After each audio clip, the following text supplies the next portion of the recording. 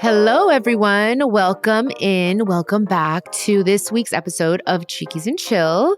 Today, I'm going to take you down memory lane, all the way back to 2009.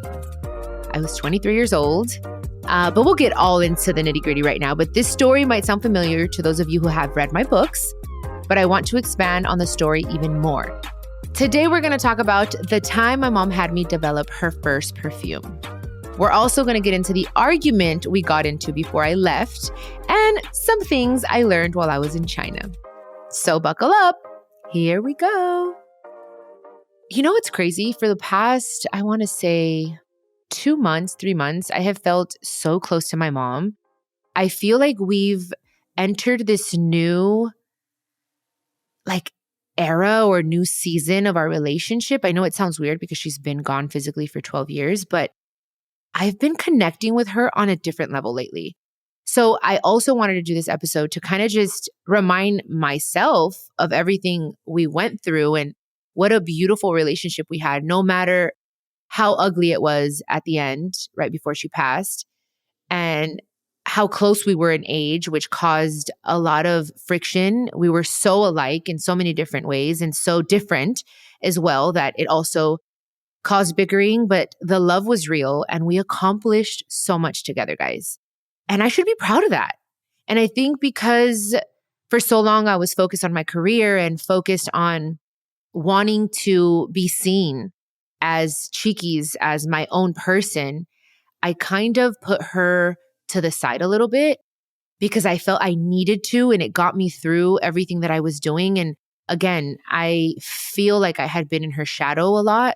And I kind of wanted to just show the world, hey, I can do this, and I'm not going to lie. I've told you guys a lot here on the podcast. For a long time, I was upset with my mom because of how things ended between her and I was disappointed in a lot of things.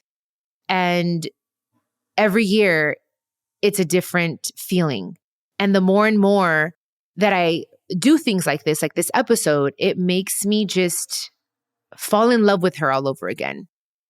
And I don't know. I feel like this is going to heal my heart and hopefully inspire you guys, because when I went to China, guys, I was 23 years old and I had never gone to another country besides Mexico, right?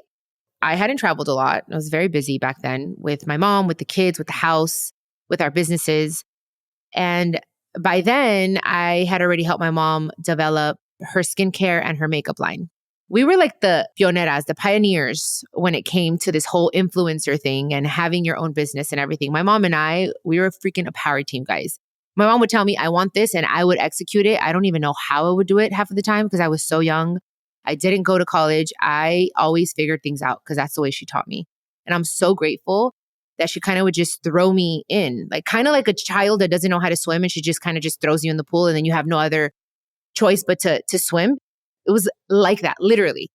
Anyway, I had never been to another country besides Mexico. And I had only gone to Mexico a handful of times then. So going all the way to China, guys, across the freaking globe, it was insane. Sometimes I think about it, I'm like, how did I do that? And I went by myself. I went alone, and her and I were in a huge argument. I don't even remember exactly what it was, but I know that it was a pretty big argument and she was pissed at me. So this trip was already planned, I'm sure a few weeks before or maybe even a month. But we had gotten in an argument and I don't remember why, but it was pretty bad and we weren't talking. And I remember getting on that plane crying. I was crying because I was nervous, obviously, that I was going to a different country where I don't know the language. I don't know anyone. I found someone online and I didn't even know what this person looked like. I just knew their name and they were going to have a little paper with my name on it. But dude, so me aventé. I've always been a risk taker. I said, okay, I'm going to figure this out. My mom wants a perfume. She gave me a budget. I can't get it done for that budget, $60,000 in the States. I had looked and everything was crazy expensive. So I said, I have no other choice but to go to China. And again, I did all my research. I figured it out. I met this lady. How we figured things out, I have no idea because she was barely learning English and I didn't know a lick of Chinese, of course. So it was an amazing experience. 3 weeks in China by myself. And I stayed at a hotel alone. I visited so many different karaoke bars because Asians, especially in China, they love karaoke. So I did visit a lot of karaoke bars. I ate a lot of food, but the food in China, guys, I was in Guangzhou. So I was in the south of China. And it's more like the industrial side of China. So I was where imagine LA, downtown LA times 10, huge, a lot of people everywhere. It was very congested, but very beautiful. And of course, I get there and I'm like, okay, well, where's the beef broccoli and the orange chicken? And that does not exist over there. The Chinese food that we have here is nothing like the Chinese food in China, like at all. It tastes very different. I had no idea what I was eating. I would just order or let the people that I had met there, because we were doing business together, I would just let them order and I ate everything. And it was delicious. So I have, till this day, I don't even know what I ate. I don't know if it was chicken or beef or pig or I don't know. It was just good. But they did not have any of the Chinese food that I was accustomed to. Also, another thing that I learned there was they don't really eat any ice cream. Nothing cold, no ice water, no salads. Everything is warm. There is hot tea before, during, and after eating.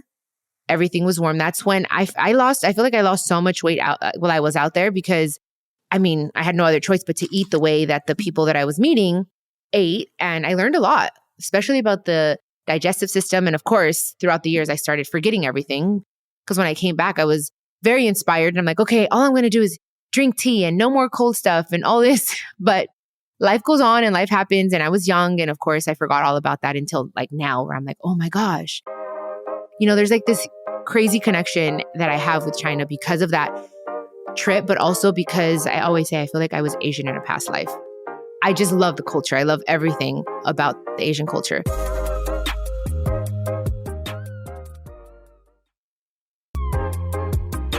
So anywho, my whole thing was develop this perfume. My mom and I weren't talking, but it also gave me that fire within me to show her I am going to make her so proud. I'm going to kill this project. I'm going to freaking show her. And I did. I told her I needed to stay out there a little longer because that's another thing. I didn't even know how long I was going to be out there. I just got a one-way ticket because I wanted to come home with the finished product. So even before I get into the nitty-gritty of how I developed the fragrance and the whole process, I was wondering, because my mom and I think for like a week while I was out there, didn't really talk. It was just very business. She was still kind of upset with me for whatever reason. I wish I remembered. But anywho, I would handle everything. So the fact that I was gone for 3 weeks was a pretty big deal in my household, especially with Johnny. Johnny was 8 years old. And I'm pretty sure he told me when I got back home. Because him and I have always been so close. He was probably freaking out without me. But of course, my mother, being a woman that's, in control, was never going to tell me that she needed me. But I'm pretty sure everything was kind of falling apart while I was gone. But I was so determined to show her that I could do this. And I was so proud of myself. So proud of myself.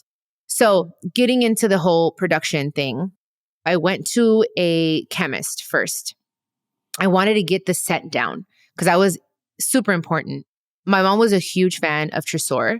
So that was the perfume that she wore every single day.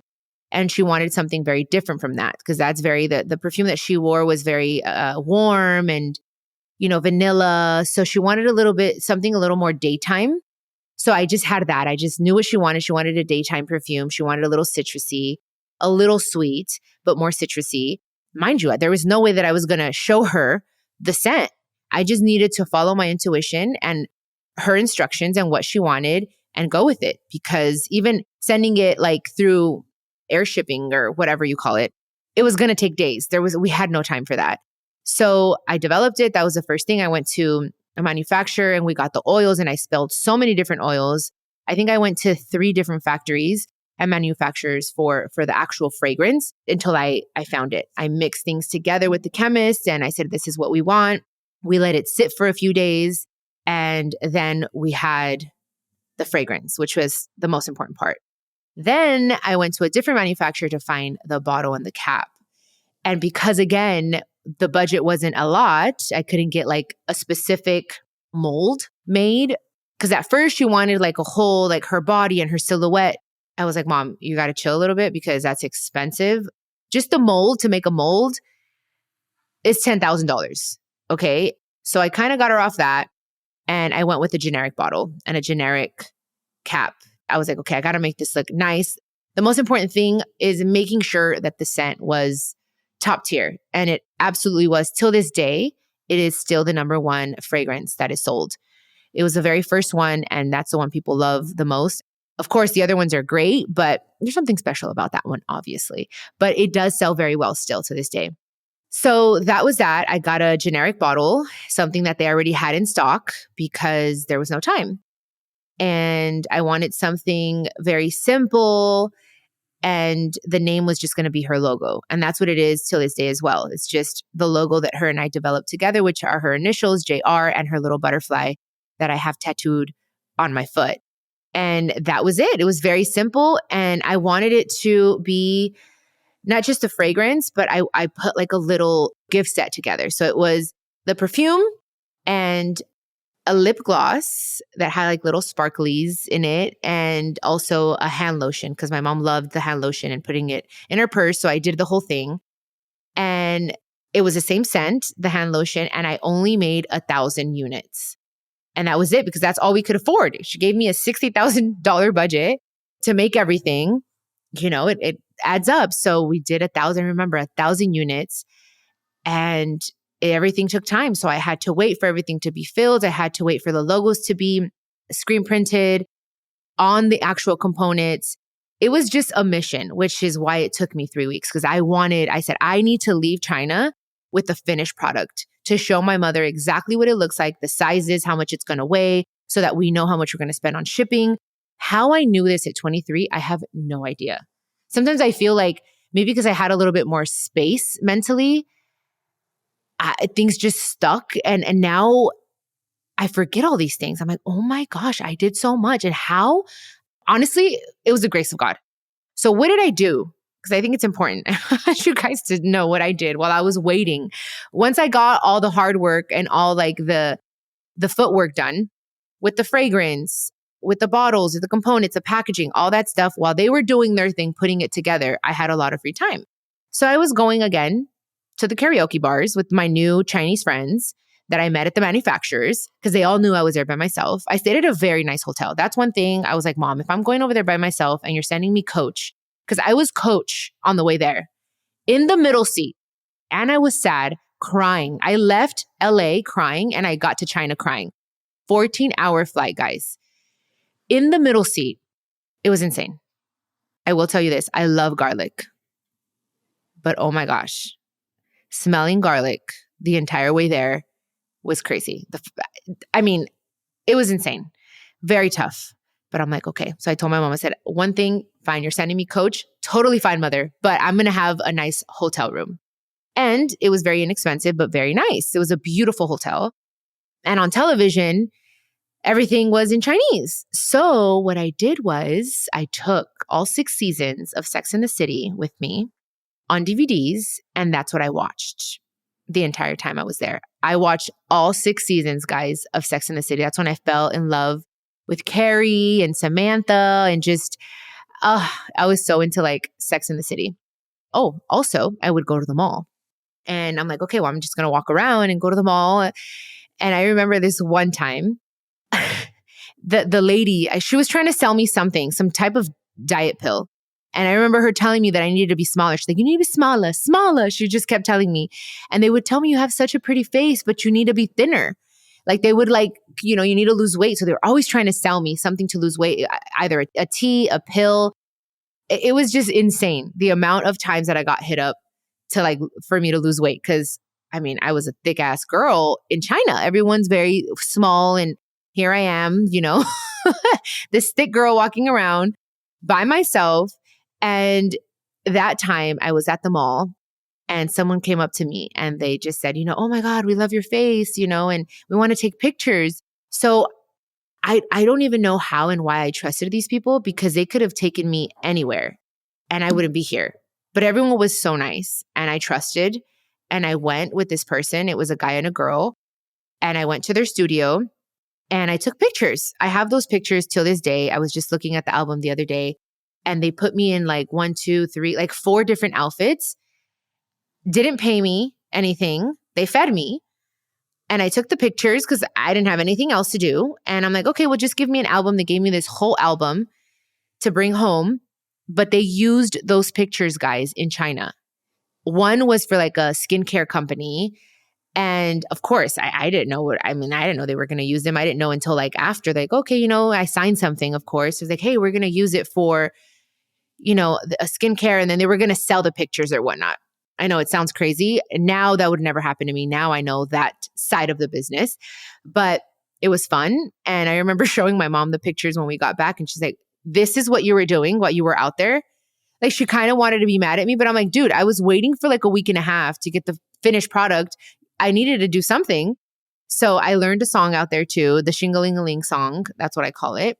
It was like the biggest hit in China. I heard it everywhere at the grocery store. I heard it at the mall. I heard it. People were singing it at the karaoke bar like all the time. Anyway, so I learned a song out there. I do want to sing you guys a little piece of the song that I learned. And people have said now with TikTok and stuff that it's not true, that the song does not exist. But I promise you guys, I was at the nail shop one day and the song came on. And then I was at a pho place and the song came on, guys. Like I swear to you, I'm not lying. The song exists and I learned it because I was there for 3 weeks and it was the most poppin' song. So anyway, the song goes a little like this. It's a shing-a-ling-a-ling, it's a shong-yang, yang, yang. And again, I don't even know if I'm saying anything, if I'm even singing Chinese, and it's in no way to disrespect anybody because again, I love the Asian culture so much. But I swear to you, I remember the chorus. That was the chorus. And again, I'm probably not even singing anything in Chinese, but I remember it going like that. Everyone was on this song, guys. Everyone in the karaoke bar, everyone wanted to sing the damn song and I had to sing it a couple times. So I remember next time I hear it somewhere, I promise you I'm going to record it. I'm going to show you guys because I would not lie about something like that. And that's what I did. I just hung out. I went to the spa. I got massages. I ate a lot of cool food. And then I would just come home and get in the bathtub and watch Sex and the City for 3 weeks.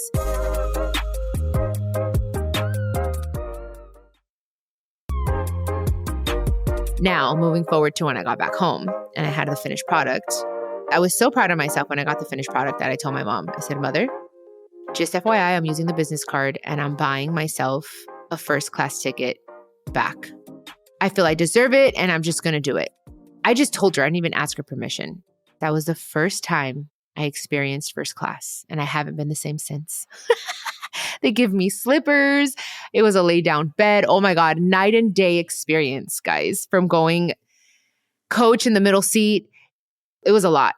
I spent like an extra, I don't know how much, over $1,000 on top of what I had already paid. Well, not me, my mom. So that's that. I get home. My mom by this time was a little happier with me. It took her like 2 weeks while I was out there to just warm up. And, I was kind of getting her excited with everything that I was doing. She was really happy. I remember walking into her office and she was sitting on her chair and I said, Mom, I'm back. Hi. She was very happy to see me. I was very happy to see her. And she's like, well, show me what you brought. And I remember pulling it out and her face, guys, the look on her face, priceless. I lived to make my mom proud. Anytime I saw that face and then just that sparkle in her eye, it was just everything to me. And I'm getting emotional because I remember the day.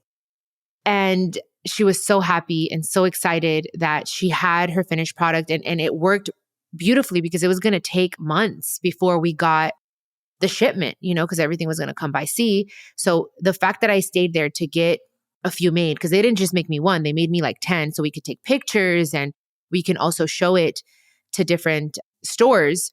And WSS actually picked it up. and we sold all the units to them and we were selling it online. So it did very, very well. And that made me so happy. That was great. We were fine. But then a few weeks later comes the phone bill.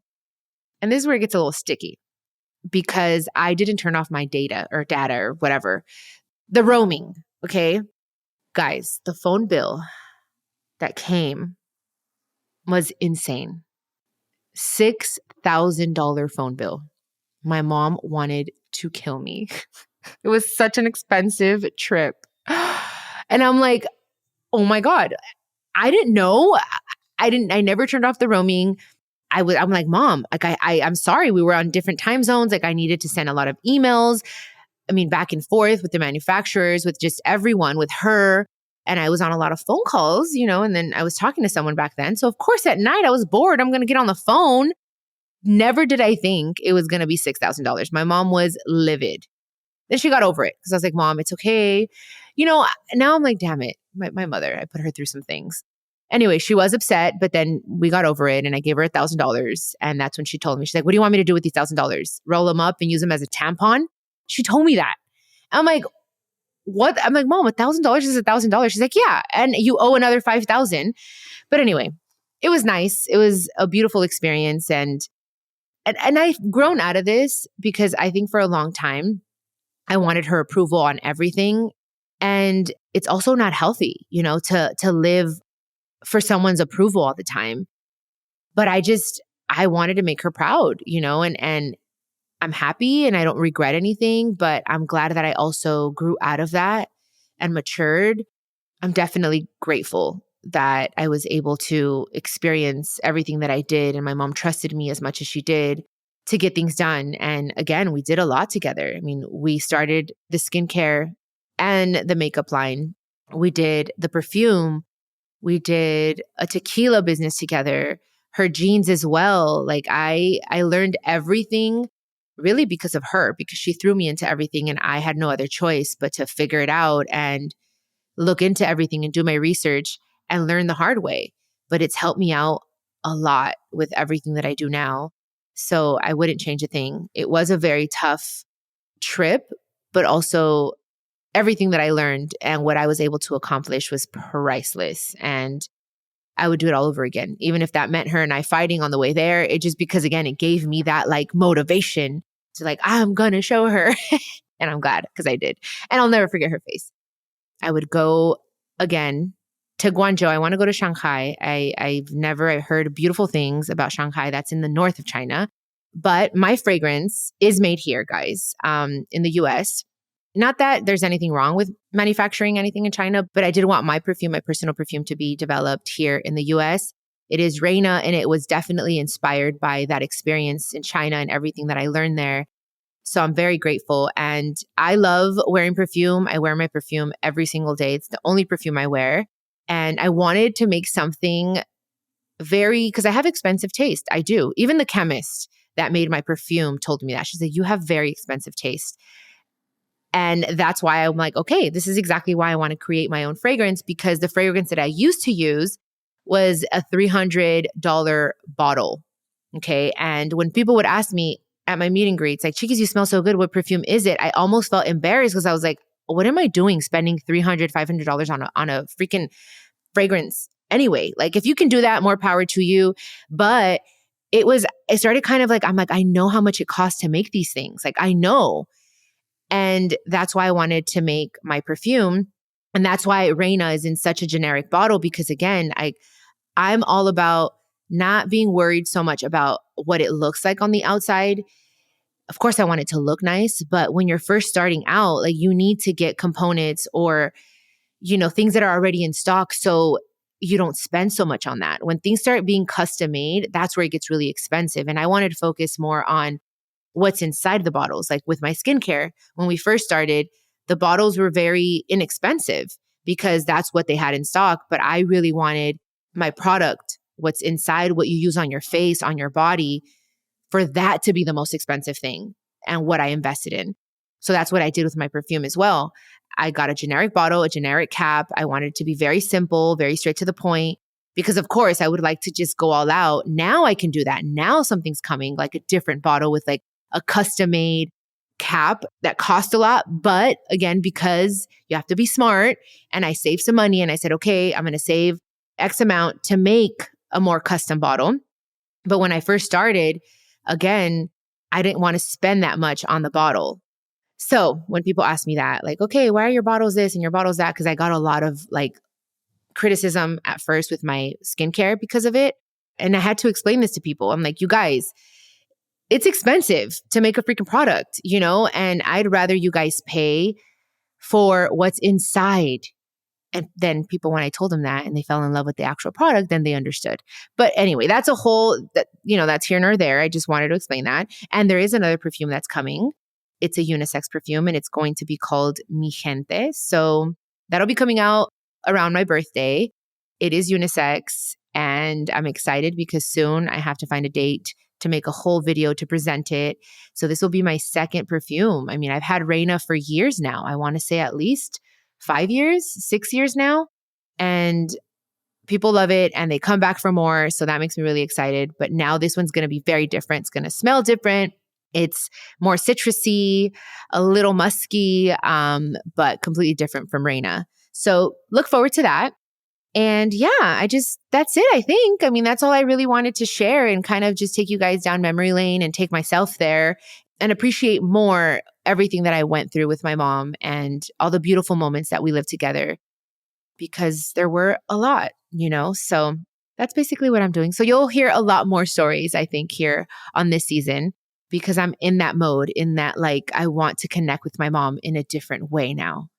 I will catch you here on the next episode of Chiquis and Chill. Los quiero mucho. Y yeah, make sure you share the podcast with the people that you love. Okay? All right. Bye. This is a production of iHeartRadio and the My Cultura Podcast Network. Follow us on Instagram at My Cultura Podcast and follow me, Chiquis, that's CHIQUIS. For more podcasts from iHeart, visit the iHeartRadio app, Apple Podcasts, or wherever you listen to your favorite podcast, and check us out on YouTube.